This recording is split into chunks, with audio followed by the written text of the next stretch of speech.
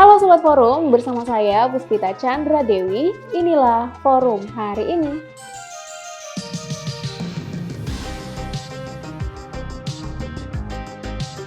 Sebelum kita masuk ke beritanya, jangan lupa like, subscribe, komen, dan nyalakan loncengnya.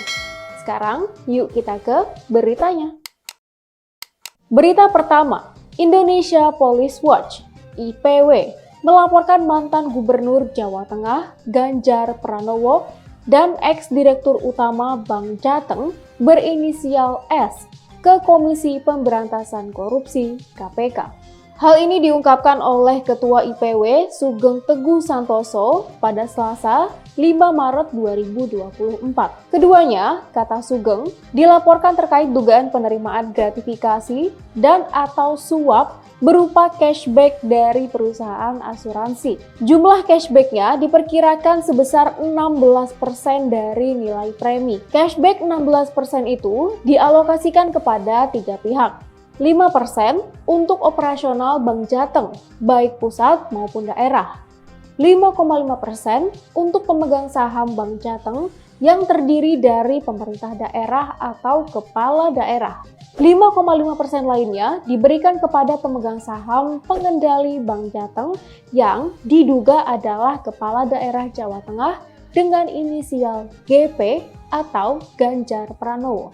Sugeng mengatakan perbuatan tersebut diduga dilakukan dalam kurun waktu 2014 hingga 2023. Adapun nilai dugaan gratifikasi atau suap itu mencapai lebih dari 100 miliar rupiah, senilai dengan 5,5% cashback yang diberikan perusahaan asuransi. Sementara itu, Kepala Bagian Pemberitaan KPK Ali Fikri mengungkapkan bahwa pihaknya telah menerima laporan tersebut. Laporan tersebut, kata Ali, akan diproses oleh Direktorat Pelayanan Laporan dan Pengaduan Masyarakat atau PLPM KPK. Berita berikutnya, Badan Pengawas Pemilihan Umum Republik Indonesia, Bawaslu RI, mengungkapkan sudah melakukan verifikasi dugaan penggelembungan perolehan suara Partai Solidaritas Indonesia (PSI). Hal tersebut diungkapkan oleh Ketua Bawaslu RI, Rahmat Bagja, di kantor KPU Jakarta Pusat pada Senin 4 Maret 2024. Bagja menjelaskan di beberapa daerah, hasil formulir C hasil pleno sama dengan formulir D hasil di tingkat kecamatan. Walaupun demikian, masih terdapat kesalahan membaca formulir ke Sirekap. Bagja menyebut jika KPU sudah memperbaiki masalah teknologi Optical Character Recognition atau OCR. KPU juga sempat mengungkapkan jika OCR yang digunakan Sirekap tidak akurat membaca formulir C hasil. Tetapi, Bagja meminta kepada KPU untuk tidak berhenti melakukan rekapitulasi berjenjang secara manual. Dikarenakan, rekapitulasi berjenjang dapat menjadi acuan untuk penghitungan suara. Sebelumnya, Komisioner KPU RI, Idham Holik, pada Senin 4 Maret, menegaskan tidak ada penggelembungan suara perolehan untuk PSI dalam pemilihan legislatif DPR RI 2024. KPU menjelaskan bahwa melonjaknya suara PSI seperti yang tertera di website resmi milik KPU dikarenakan adanya kesalahan pada Sirekap. Idham juga mengatakan pihaknya sejak awal sudah menjalankan rekomendasi Bawaslu jika Sirekap memerlukan akurasi data sesuai dengan formulir model C hasil. Idham menyebut data tersebut pada saat ini sedang dalam proses akurasi.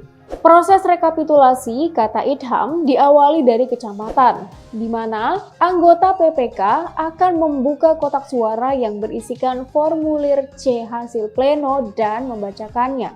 Lalu, hasil dari yang dibacakan kemudian di-input dengan menggunakan file template formulir D hasil atau formulir rekapitulasi tingkat kecamatan yang masih kosong. Hasil itu kemudian dikirimkan melalui Sirekap. Sesudah itu, formulir diserahkan kepada saksi dan pengawas di tingkat kecamatan untuk dilakukan pengecekan ulang dan formulir ditandatangani serta diunggah ke Sirekap. Berita terakhir, Menteri Pertahanan Republik Indonesia Prabowo Subianto meyakini Indonesia mampu mengekspor pangan dalam 4 tahun ke depan. Hal ini diungkapkan oleh Prabowo di Mandiri Investment Forum 2024 pada Selasa 5 Maret 2024. Prabowo awalnya mengungkapkan niatnya untuk mewujudkan ekonomi hijau atau green economy. Menurutnya, Indonesia sangat diberkati dan memiliki potensi untuk menghasilkan bahan bakar dari nabati. Meski tidak memungkiri bahwa akan ada berbagai tantangan untuk mewujudkan rencananya tersebut, Prabowo yakin Indonesia mampu mengekspor pangan dalam 4 tahun ke depan.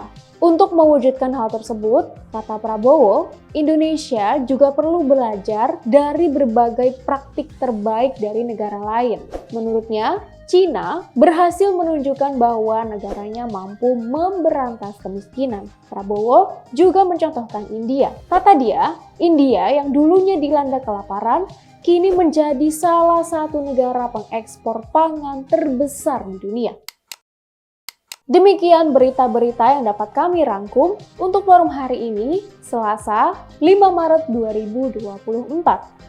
Untuk semua Sobat Forum, jangan sampai lupa terus update berita-berita terkini kalian di www.forumkeadilan.com.